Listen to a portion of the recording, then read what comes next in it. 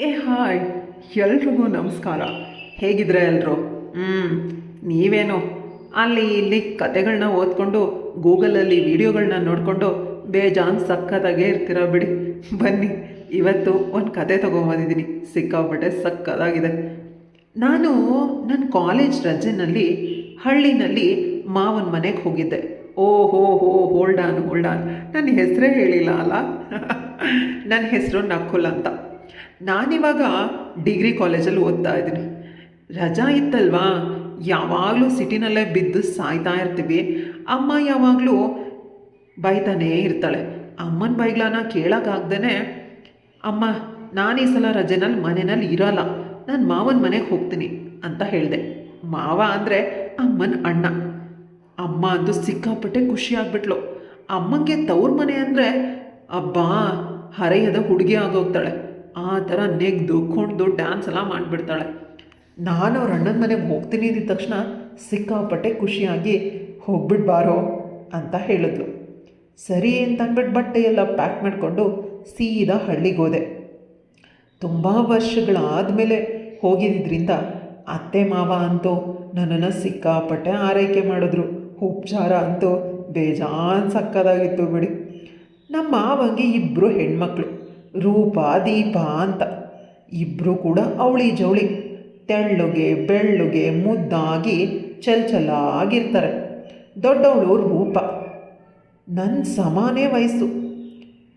ನಗರದಲ್ಲಿ ಕಾಲೇಜಲ್ಲೇ ಓದ್ತಾಯಿದ್ಲು. ಚಿಕ್ಕವಳು ದೀಪ, ಅವಳಿಗೂ ಕೂಡ ನನ್ನ ಸಮಾನೇ ವಯಸ್ಸು. ಅವಳಿ ಜವಳಿ ಅಂತಂದಮೇಲೆ ಕೇಳಬೇಕಾ, ಇಬ್ರಿಗೂ ಸೇಮ್ ವಯಸ್ಸೇ. ಆದರೆ ಒಂದು ಡಿಫ್ರೆನ್ಸ್ ಏನು ಅಂತಂದರೆ, ರೂಪ ಸಿಟಿನಲ್ಲಿ ಓದ್ತಾಯಿದ್ರೆ ದೀಪ ಹಳ್ಳಿನಲ್ಲೇ ಓದ್ತಾಯಿದ್ಲು. ಯಾಕೆಂದರೆ ದೀಪಂಗೆ ಅವರ ಅಪ್ಪ ಅಮ್ಮನ ಬಿಟ್ಟು ಹೋಗೋಕ್ಕೆ ಇಷ್ಟ ಇರಲಿಲ್ಲ. 2 ದಿನ ಏನೂ ಇಲ್ಲ, ಸಪ್ಪೆ ಮನೆಯಲ್ಲಿನೇ ಬೆಳಗ್ಗೆ ಎದ್ದಳು, ಊಟ ಮಾಡು, ಮಲ್ಗು, ಇಷ್ಟೇ ಆಗೋಯ್ತು.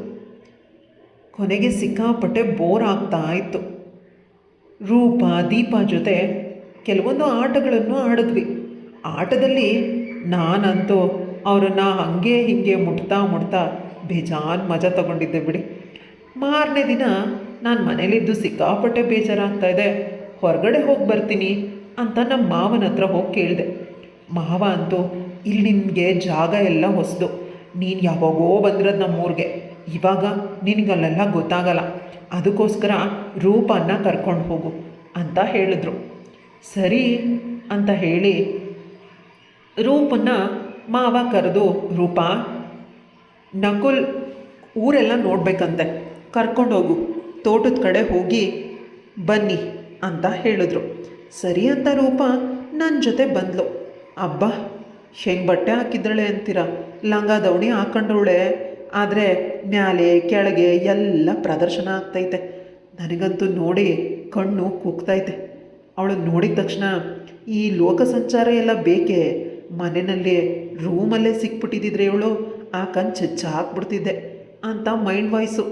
ಏನು ಮಾಡೋದು, ವಿಧಿ ಇಲ್ಲ, ಕೇಳ್ಬಿಟ್ಟಿದ್ದೀನಲ್ಲ ಮಾವನ್ನ. ಸರಿ ಅಂತ ಹೋದ್ವಿ. ಓಹೋಹೋ, ಕೇಳಲಿಲ್ಲ ಅಂದ್ರೇನು ರೂಮಿಗೆ ಬಂದ್ಬಿಡ್ತಿದ್ಲು ಅನ್ನೋ ಥರ ಇನ್ನೊಂದು ಮೈಂಡ್ ವಾಯ್ಸು. ಏನು ಮಾಡೋದು, ಮನೇಲಿದ್ರೂ ಸಿಗಲ್ವಲ್ಲ, ಅಟ್ಲೀಸ್ಟ್ ಊರು ಸಂಚಾರಕ್ಕಾದರೂ ಹೋದರೆ ಅಕ್ಕಪಕ್ಕ ಆದರೂ ಓಡಾಡ್ಬೋದು ಅಂದ್ಕೊಂಡು ಸರಿ ಅಂದ್ಬಿಟ್ಟು ಹೋದ್ವಿ. ನಾವಿಬ್ಬರು ಅಲ್ಲೇ ಊರ ಪಕ್ಕದಲ್ಲಿ ಒಂದು ನದಿ ಹರಿತಿರುತ್ತೆ, ಅಲ್ಲಿಗೆ ಹೋಗೋಣ ನೋಡೋಣ ಸಕ್ಕತ್ತಾಗಿರುತ್ತೆ ಅಂತ ಹೋದ್ವಿ.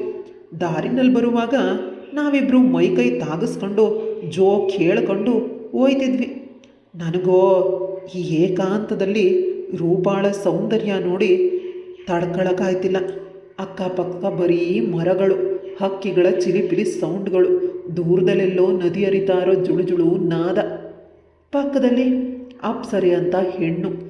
ಯಾರಿಗೆ ತಾನೇ ಈ ವಾತಾವರಣದಲ್ಲಿ ಹೆಂಗೆಲ್ಲ ಆಗಬೇಡ ಹೇಳಿ. ಅವಳಂತೂ ಕೆಲವೊಮ್ಮೆ ಮಾವಿನಣ್ಣಿನ ಗಾತ್ರದ ಅವಳ ಕಲಶಗಳನ್ನು ತಾಕಿಸ್ತಾ ತುಳುಕಿಸ್ತಾ ನಡ್ಕೊಂಡು ಬರ್ತಿದ್ಲು.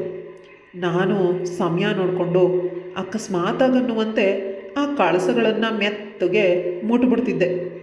ಅವಳು ಅದಕ್ಕೆ ಏನು ರಿಯಾಕ್ಟ್ ಮಾಡ್ತಿರ್ಲಿಲ್ಲ ಬಿಡಿ. ಕಡೆಗೆ ಹಂಗೋ ಹಿಂಗೋ ನದಿ ದಂಡೆಗೆ ಬಂದು ತಲುಪಿದ್ವಿ. ಅಲ್ಲಿ ಒಂದು ಮಾವಿನ ಮರ ಇತ್ತು. ಅದ್ರ ಕೆಳಗಡೆ ಸ್ವಲ್ಪ ಹೊತ್ತು ಕೂತ್ಕೊಂಡು ಸುಧಾರಿಸ್ಕೊಳ್ಳೋಣ ಅಂತ ಅಂದ್ಕೊಂಡು ಕೂತ್ಕೊಂಡ್ವಿ. ರೂಪ ಮರದಲ್ಲಿದ್ದ ಮಾವಿನ ಹಣ್ಣನ್ನು ನೋಡಿ ಆಸೆ ಪಟ್ಲು. ಸ್ವಲ್ಪ ಕೆಳಗಿರೋ ಹಣ್ಣನ್ನು ಬೀಳ್ಸೋದಕ್ಕೆ ಎಗ್ರಿ ಎಗ್ರಿ ಪ್ರಯತ್ನನೂ ಪಟ್ಲು.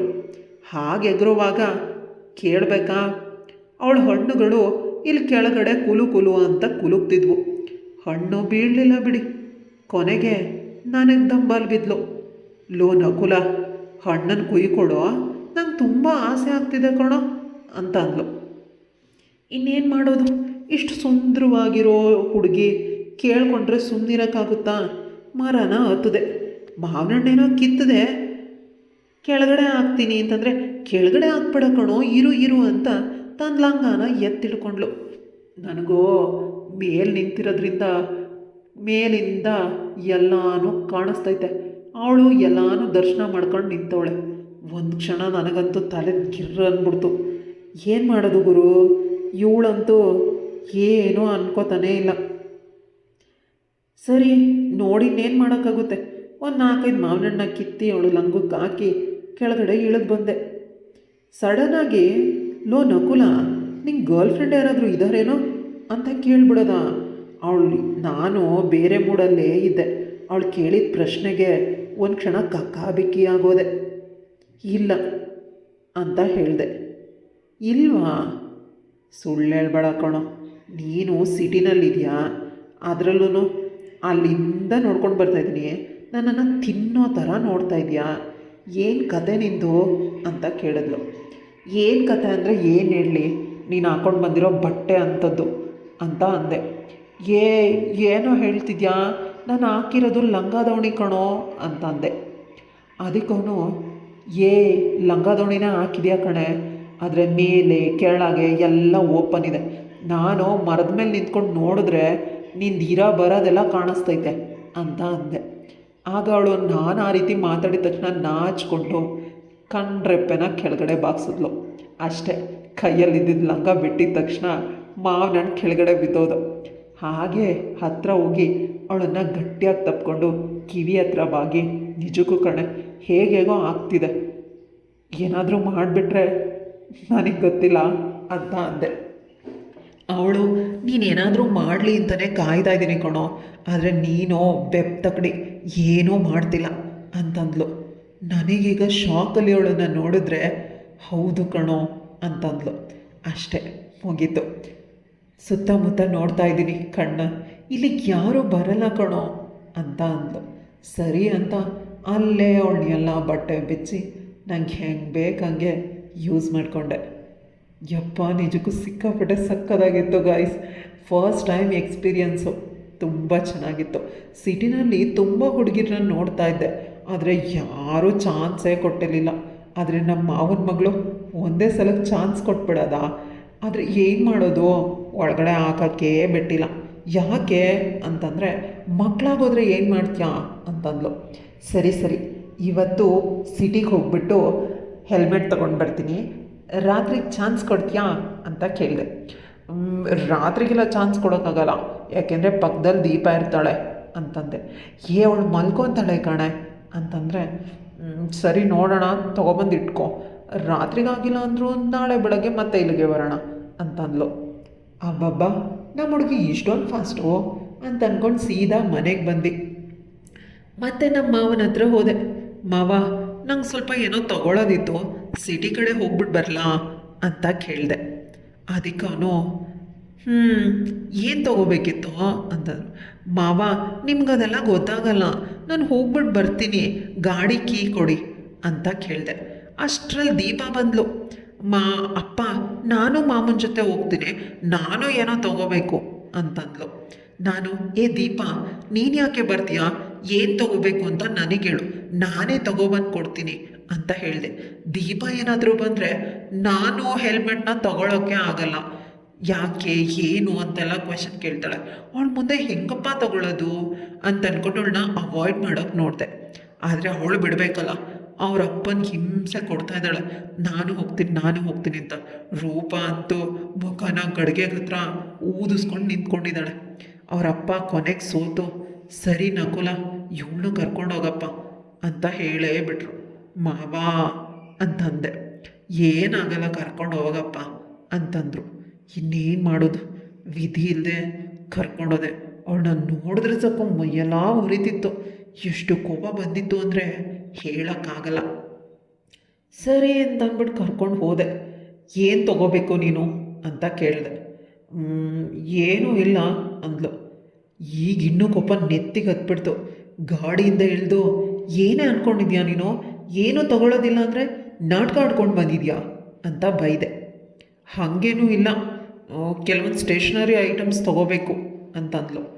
ಸರಿ ಅಂತಂದ್ಬಿಟ್ಟು ಅಲ್ಲೇ ಇದ್ದಿದ್ದು ಸೂಪರ್ ಮಾರ್ಕೆಟಿಗೆ ಕರ್ಕೊಂಡೋಗಿ ದರ ಅಂತ ಹೇಳ್ಕೊಂಡೋಗಿ ಬಿಟ್ಟು ಬಾಯಿ ಮುಚ್ಕೊಂಡು ತೊಗೊಂಡಾದ್ಮೇಲೆ ಬೈಕ್ ಹತ್ರನೇ ಬಂದು ನಿಂತ್ಕೊ, ನನಗೆ ಸ್ವಲ್ಪ ಕೆಲಸ ಇದೆ ಹೋಗ್ಬಿಟ್ಟು ಬರ್ತೀನಿ ಅಂತ ಹೇಳಿ ಹೊರಟೆ. ಅವಳು ಏನೂ ತೊಗೊಂಡಿಲ್ಲ ಬಿಡಿ, ಸೀದಾ ಬಂದು ಬೈಕ್ ಹತ್ರ ನಿಂತ್ಕೊಂಡ್ಳು. ನಾನು ಮೆಡಿಕಲ್ ಸ್ಟೋರ್ಗೆ ಹೋಗಿ ನನಗೇನು ಬೇಕೋ ಅದನ್ನು ತಗೊಂಡು ಜೇಬಲ್ಲಿ ಇಟ್ಕೊಂಡು ಬಂದೆ. ನಾನು ಬರೋಷ್ಟ್ರಲ್ಲಿ ಬೈಕ್ ಹತ್ರ ನಿಂತವಳೆ. ತೊಗೊಂಡ್ಯಾ ಅಂತ ಕೇಳಿದೆ. ಹ್ಞೂ ಅಂದ್ಲು. ಎಲ್ಲಿ ತೋರಿಸು ಅಂತಂದೆ. ನಂಗಲ್ಲಿ ಯಾವುದೂ ಇಷ್ಟ ಆಗಿಲ್ಲ, ನಂಗೇನು ಬೇಕೋ ಅದು ಎಲ್ಲಿ ಸಿಕ್ಕಿಲ್ಲ ಅಂತಂದೆ. ನನಗೆ ಗೊತ್ತಾಯ್ತು ಇವಳು ಸುಳ್ಳು ಹೇಳ್ತಾ ಇದ್ದಾಳೆ ಅಂತ. ಬಾರಿಸ್ಬಿಡ್ತೀನಿ ಸುಳ್ಳು ಹೇಳಿದ್ರೆ ಅಂತಂದೆ. ಈಗೇನು ನಿನಗೇನು ಪ್ರಾಬ್ಲಮ್ಮು ಅಂತ ಹೇಳಿದ್ಲು. ಸರಿ ನಿನ್ನ ಪಡಿ ನೀನು ಹೋಗು, ನಾನು ಆಟೋದಲ್ಲಿ ಬರ್ತೀನಿ ಅಂತಂದ್ಲು. ಅವಳು ಆಟೋದಲ್ಲಿ ಬರೋಕ್ಕೆ ಬಿಟ್ಟರೆ ಮಾವನನ್ನು ಸುಮ್ಮನೆ ಬಿಡ್ತಾನಾ? ಬಂದು ಕುಕ್ಕರ್ ಬಡಿ ಅಂತ ಹೇಳಿದೆ. ಆಲ್ರೆಡಿ ಸಾಯಂಕಾಲ ಆಗಿಬಿಟ್ಟಿತ್ತಲ್ವಾ, ಮನೆಗೆ ಬರೋಷ್ಟರಲ್ಲಿ ಜೋರು ಮಳೆ. ಇನ್ನೇನು ಮಾಡೋದು, ಊರಿಂದ ಹೊರಗೆ ಬೇರೆ ಇದ್ವಿ. ಅಲ್ಲೇ ಗಾಡಿ ನಿಲ್ಲಿಸಿ ಒಂದು ಮರದ ಕೆಳಗಡೆ ಹೋಗಿ ನಿಂತ್ಕೊಂಡ್ವಿ. ಇಬ್ಬರು ನೆಂದೋಗಿದ್ದೀವಿ. ಅವಳು ಪಕ್ಕನೇ ನಿಂತಿದ್ದಾಳೆ. ನನಗೋ ಕ್ಷಣಕ್ಕೂ ಕೋಪ ಏರ್ತಾ ಇದೆ. ನಿನ್ನಿಂದಾನೇ ಎಲ್ಲ ಆಗಿದ್ದು, ನೀನು ಬಂದಿರಲಿಲ್ಲ ಅಂದಿದ್ರೆ ಹೆಂಗೋ ನನ್ನ ಮನೆಗೆ ಬೇಗ ಹೋಗ್ತಿದ್ದೆ ಅಂತ ಎಗರಾಡ್ತಾ ಇದ್ದೀನಿ. ಅವಳು ಕೇಳೋ ಅಷ್ಟು ಕೇಳಿದ್ಲು. ನನ್ನನ್ನು ಇದ್ದಕ್ಕಿದ್ದಂಗೆ ಗಟ್ಟಿಯಾಗಿ ತಪ್ಕೊಂಡು ನನ್ನ ಮಾತನ್ನ ಸ್ಟಾಪ್ ಮಾಡಿಬಿಟ್ಲು. ಹೆಂಗೆ ಅಂತ ಹೇಳೋ ಅವಶ್ಯಕತೆ ಇಲ್ಲ ಅಲ್ವಾ ಅವಳ ತುಟಿಗಳಿಂದ. ನಾನು ಒಂದು ಕ್ಷಣ ಸ್ಟನ್ ಆಗಿಬಿಟ್ಟೆ. ಮಿಂಚು, ಗುಡುಗು, ಸಿಡ್ಲು ಎಲ್ಲ ಒಂದೇ ಕ್ಷಣ ಬಿಡ್ದಂಗಾಯ್ತು. ಹಬ್ಬ, ಏನು ಹುಡುಗಿರ್ ಗುರು ಇವರು ಇಷ್ಟೊಂದು ಬೋಲ್ಡು ಅಂತ ಮನಸ್ಸಲ್ಲೇ ಮಂಡಿಗೆ ತಿಂತಾಯಿದ್ದೀನಿ. ಹುಡುಗಿಯಾಗ ಅವಳೇ ಕೊಡ್ತಾ ಇದ್ದಾಳೆ ಅಂದಮೇಲೆ ಹುಡುಗ ಆಗಿ ನಾನು ಸುಮ್ಮನೆ ಇರೋಕ್ಕಾಗತ್ತಾ? ಸರಿ ಅಂದ್ಬಿಟ್ಟು ನಾನು ಕೂಡ ಆ ಮರದ ಕೆಳಗಡೆನೆ ಅವಳಿಗಿಂತ ಜಾಸ್ತಿ ಮಾಡೋದಕ್ಕೆ ಶುರು ಮಾಡಿದೆ. ಸ್ವಲ್ಪ ಹೊತ್ತಷ್ಟೇ ಮಳೆ ನಿಂತಿತ್ತು. ನೀಟಾಗಿ ಹಿಂದಕ್ಕೆ ಹೋಗಿ ನಾಚಿಕೆ ಪಟ್ಕೊಳ್ತಾ ಕೆಳಗಡೆ ಕತ್ ಬಗ್ಗಿಸ್ಕೊಂಡು ನಿಂತ್ಕೊಂಡ್ಳು. ನಾನೀಗ ಸ್ವಲ್ಪ ಕೋಪ ಮಾಡಿಕೊಂಡು ಏನೇ ಮಾಡಿದೆ ಇವಾಗ ಅಂತ ಕೇಳಿದೆ. ನೀನು ರೂಪ ಜೊತೆ ಏನು ಮಾಡಿದ್ಯೋ ಅದನ್ನೇ ನಾನು ಮಾಡಿದೆ, ಆದರೂ ಏನು ನಿಮ್ಮಷ್ಟು ಮಾಡಿಲ್ಲ ಬಿಡಿ ಅಂತಂದ್ಲು. ನನಗೆ ಆಶ್ಚರ್ಯ. ಕಣ್ಣನ್ನು ಮೊಟ್ಟೆ ಗಾತ್ರ ಬಿಟ್ಕೊಂಡು ಅವಳನ್ನು ನೋಡಿದೆ. ಕಣ್ಣು ಬಾಯಿ ಬಿಟ್ಕೊಂಡು ನೋಡ್ತಾ ಇದ್ದೀನಿ ಅವಳನ್ನು. ನಿನಗೆ ಹೇಗೆ ಗೊತ್ತಾಯಿತು ಅಂತಂದರೆ, ನೀವು ನನ್ನನ್ನು ಬಿಟ್ಟು ಹೋಗ್ಬಿಟ್ಟಿದ್ದೀರಾ, ಅದಕ್ಕೆ ಅಪ್ಪಂಗೆ ಕೇಳಿದ್ರೆ ಅಪ್ಪ ಹೊರಗಡೆ ಹೋದ್ರು ಅಂತ ಹೇಳಿದ್ರು. ಹೊರಗಡೆ ಬಂದಲ್ಲಿ ರೋಡಲ್ಲಿ ಕೇಳಿದ್ರೆ ಹೊಳೆ ಹತ್ರ ಹೋದ್ರಿ ಅಂತ ಹೇಳಿದ್ರು. ನಿಮ್ಮ ಜೊತೆ ಬರೋಣ ಅಂತ ಬಂದೆ, ಆದರೆ ನೀವಿಬ್ಬರು ಏನೇನೋ ಮಾಡ್ತಾಯಿದ್ರಿ, ಅದಕ್ಕೆ ಹತ್ರ ಬರೋದು ಯಾಕೆ ಅಂತ ಅಲ್ಲೇ ನಿಂತ್ಕೊಂಡು ನೋಡಿಬಿಟ್ಟು ವಾಪಸ್ ಬಂದೆ ಅಂತ ಹೇಳಿದೆ. ನನಗೆ ಗೊತ್ತು ನೀನು ಇವಾಗ ಸಿಟಿಗೆ ಏನಕ್ಕೆ ಬಂದಿದ್ಯಾ, ಮೆಡಿಕಲ್ ಸ್ಟೋರ್ಗೆ ಏನಕ್ಕೆ ಹೋಗಿದೆ, ಎಲ್ಲ ನನಗೆ ಗೊತ್ತು ಅಂತ ಪಾಪಚ್ಚಿ ಥರ ಹೇಳ್ತವಳೆ. ಲೇ ಲೇ ಲೇ ಏನ್ರೆ ನೀವಿಬ್ಬರು ಅಕ್ಕ ತಂಗಿರು ಬೇಜಾನ್ ಫಾಸ್ಟ್ ಆಗಿಬಿಟ್ಟಿದ್ರ ಕಣಮ್ಮ ನೀವು ಅಂತಂದೆ. ಹಾಗೇನೂ ಇಲ್ಲ, ರೂಪಂಗೆ ಏನೇನೆಲ್ಲ ಸಿಗುತ್ತೋ ನನಗೂ ಅದೆಲ್ಲ ಬೇಕು, ನೀನು ರೂಪನ್ ಮಾತ್ರ ಹೇಗೆ ಮಾಡ್ತೀಯಾ ಅಂತ ಕೇಳಿದೆ. ಸರಿ ರಾತ್ರಿ ರೂಮಿಗೆ ಬರ್ತೀನಿ, ರೂಪನ ಹೆಂಗಾದ್ರೂ ಮಾಡಿ ಒಪ್ಸು, 3 ಜನನೂ ಮಜಾ ಮಾಡೋಣ ಅಂತ ಹೇಳಿದೆ. ಸರಿ ಅಂತ ಖುಷಿಯಾಗಿ ಗಾಡಿನಲ್ಲಿ ಬಂದ್ಲು. ರೂಪ ನಮ್ಮಿಬ್ರನ್ನೇ ದುರ್ಗುಟ್ಕೊಂಡು ನೋಡ್ತಾ ಇದ್ದಾಳೆ. ನಾವು ಆರಾಮಾಗಿದ್ದೀವಿ. ಎಲ್ಲರೂ ಊಟ ಆಯಿತು. ಊಟ ಆದಮೇಲೆ ಮಾವ ನನ್ನನ್ನು ಹೊರಗಡೆ ಹೇಳ್ಕೊಂಡು ಹೋಗ್ಬಿಡೋದ, ಕೂತ್ಕೊಂಡು ಏನೇನೋ ಮಾತಾಡ್ತಾ ಇದ್ದಾರೆ. 1 ಅವರ್ ಆಯಿತು, 1.5 ಅವರ್ ಆಯಿತು. ಮಾವ ನನ್ನನ್ನು ಬಿಡ್ತಾನೆ ಇಲ್ಲ. ಹಂಗೋ ಹಿಂಗೋ ಕೊನೆಗೆ 11 ಗಂಟೆ ರಾತ್ರಿಗೆ ಅತ್ತೆ ಬಂದು, ಏನ್ರಿ ಇದು ನಿಮ್ಮ ಗೋಳು, ಪಾಪ ಹುಡುಗನ ಮಲ್ಕೊಳ್ಳೋಕ್ಕೂ ಬಿಡದೆ ಮಾತಾಡಿಸ್ತಾ ಕೂತಿದ್ರಲ್ಲ, ಎದ್ದು ಬಂದು ಮಲ್ಕೊಳ್ಳಿ ಅಂತ ಬೈದ್ಲು. ಬದುಕಿದ್ಯಾ ಬಡಜೀವ ಅಂತ ಅಂದ್ಕೊಂಡು ಸುಮ್ಮನೆ ಆದೆ. ಮಾವ ಎದ್ದು ಒಳಗಡೆ ಹೋಗಿ ರೂಮಲ್ಲಿ ಮಲ್ಕೊಂಡ್ರು. ಅದು 2 ಅಂತಸ್ತಿನ ಮನೆ ಆಗಿರೋದ್ರಿಂದ ಕೆಳಗಡೆ ಅತ್ತೆ ಮಾವ ಇರ್ತಿದ್ರು, ಮೇಲ್ಗಡೆ 2 ರೂಮ್ ಇತ್ತು. ಒಂದು ರೂಮಲ್ಲಿ ರೂಪ ದೀಪ ಇದ್ದರೆ ಇನ್ನೊಂದು ರೂಮಲ್ಲಿ ನಾನಿದ್ದಿದ್ದು. ಹಾಗಾಗಿ ಅತ್ತೆ ಮಾವ ಮೇಲಿಗೆ ಬರಲ್ಲ ಅನ್ನೋ ಧೈರ್ಯ ಆಯಿತು. ಮೇಲೆ ಹೋದವನೇ ಸೀದಾ ನನ್ನ ರೂಮಿಗೆ ಹೋಗ್ದೇ ರೂಪನ ರೂಮಿಗೆ ಹೋದೆ. ಬಾಗಿಲು ನಿಧಾನಕ್ಕೆ ತೆಗೆದು ಹೋದರೆ ಅಕ್ಕ ತಂಗಿ ಇಬ್ಬರು ಮಲ್ಕೊಂಡ್ಬಿಟ್ಟಿದ್ದಾರೆ. ನನಗೆ ಅಯ್ಯೋ ಪಾಪ ಅನ್ನಿಸ್ತು. ನನಗೆ ಕಾಯ್ದು ಕಾಯ್ದು ಮಲ್ಕೊಬಿಟ್ಟಿದ್ದಾರೇನೋ ಅಂತ ಅನ್ನಿಸ್ತು. ಸರಿ ಇನ್ನೇನು ಮಾಡೋದು ಅಂತ ಇನ್ನೇನು ಹೋಗಬೇಕು, ಯಾರೋ ಹಿಂದೆ ಕೈ ಹಿಡ್ಕೊಂಡಂಗಾಯ್ತು. ಯಾರಪ್ಪ ಅಂತ ಹಿಂದೆ ತಿರುಗಿ ನೋಡಿದ್ರೆ ದೀಪ. ಏನೇ ನೀನಿನ್ನೂ ಮಲಗಿಲ್ವಾ ಅಂತ ಕೇಳಿದೆ. ಹೆಂಗೆ ಮಲ್ಕೊಳಕ್ಕಾಗತ್ತೆ, ನೀವಿಬ್ಬರು ಎಷ್ಟೊಂದೆಲ್ಲ ಮಾಡಿಬಿಟ್ಟು ಬರೀ ನನಗೆ ಮುತ್ತು ಮಾತ್ರ ಕೊಟ್ಬಿಟ್ಟು ಹೋಗ್ಬಿಟ್ರೆ ನಾನು ಹೆಂಗೆ ಮಾಡ್ಕೊಳ್ಳಿ. ನೀನು ರೂಪಾಗೆ ಏನೇನೆಲ್ಲ ಮಾಡಿದ್ಯೋ ಅದೆಲ್ಲ ನನಗೂ ಮಾಡು ಅಂತ ಹೇಳಿದ್ಲು. ಪಕ್ಕದಲ್ಲಿ ರೂಪ ಮಲ್ಕೊಂಡಿದ್ದಾಳೆ ಕಣೆ, ಹೇಗೆ ಮಾಡೋಕ್ಕಾಗತ್ತೆ ಅಂತಂದೆ. ಹೇಗೆ ಮಾಡ್ತೀಯೋ ಬಿಡ್ತೀಯೋ ನನಗೆ ಗೊತ್ತಿಲ್ಲ, ನೀನು ಮಾಡು ಅಷ್ಟೆ ಅಂತ ಹೇಳಿದ್ಲು. ಇನ್ನೇನು ಮಾಡೋದು, ಹಾಂ ಇಷ್ಟೊಂದು ಹುಡುಗಿಯಾಗಿ ಕೇಳ್ಕೊತಿರುವಾಗ ನಾನು ಹೇಗೆ ಸುಮ್ಮನಿರಲಿ ಅಂತ ಅಂದ್ಬಿಟ್ಟು ಅದೇ ಮಂಚದಲ್ಲಿ ಮಧ್ಯ ಬಂದು ಮಲ್ಕೊಂಡು ಅವಳನ್ನು ಆವರಿಸ್ತಾ ಹೋದೆ. ಆ ಮಂಚದ ಅಲ್ಕಾಟ ಕುಲ್ಕಾಟ ನಮ್ಮಿಬ್ಬರು ನರಳಾಟ ಎಲ್ಲನೂ ಕೇಳಿ ರೂಪಂಗೂ ಎಚ್ಚರ ಆಯಿತು. ನಾವಿದ್ದ ಸ್ಥಿತಿನ ನೋಡಿ ಒಂದು ಕ್ಷಣ ಶಾಕ್ ಆದ್ಲು. ಏನು ಮಾಡ್ತಿದ್ದೀರಾ ನೀವಿಬ್ಬರು ಅಂತ ಕೇಳಿದ್ಲು. ನಾನು ಮಾಡೋ ಕೆಲಸ ನಿಲ್ಲಿಸ್ತೇನೆ ಏನು ಮಾಡಲಿ ಬೇಬಿ, ನಿನ್ನ ಜೊತೆ ಏನು ಮಾಡಬೇಕು ಅಂತ ಅಂದ್ಕೊಂಡಿದ್ನೋ ಇವಳ ಜೊತೆ ಅದನ್ನೇ ಮಾಡ್ತಾಯಿದ್ದೀನಿ ಅಂತಂದೆ. ನಾಚಿಕೆ ಆಗಲ್ವಾ ನಿನಗೆ, ಅಕ್ಕ ತಂಗಿರಿಬ್ರು ಅಂತ ಏನೋ ಹೇಳೋಕ್ಕೋದ್ಲು. ಅದಕ್ಕೆ ದೀಪ ಯಾಕೆ ಹಿಂಗೆ ಬಡ್ಕೊತಿದ್ಯಾ, ನಾನೇ ಅವನನ್ನು ಕೇಳಿದ್ದು ಅಂತಂದ್ಲು. ನಿನಗಂತೂ ನಾಚಿಕೆನೇ ಇಲ್ಲ ಕಣೆ ಅಂತಂದೆ. ಹೌದು ನಾಚಿಕೆ ಇಲ್ಲ, ಏನಿವಾಗ ಅಂತಂದ್ಲು. ಏನೂ ಇಲ್ಲ, ಏನಾದರೂ ಮಾಡ್ಕೊಂಡು ಹಾಳಾಗೋಗಿ ನಾನು ಬೇರೆ ರೂಮ್ಗೆ ಹೋಗ್ತೀನಿ ಅಂತ ಎದ್ದೋಗೋಕ್ಕೋದ್ಲು. ನಾವಿಬ್ಬರು ಮಾಡೋ ಕೆಲಸನ ಮುಂದುವರಿಸ್ತಾನೇ ಅವಳ ಕೈನ ಹಿಡ್ಕೊಂಡೆ. ನೋ ರೂಪ, ನನಗೆ ನೀನು ಬೇಕು ಅಂತ ಹೇಳಿದೆ.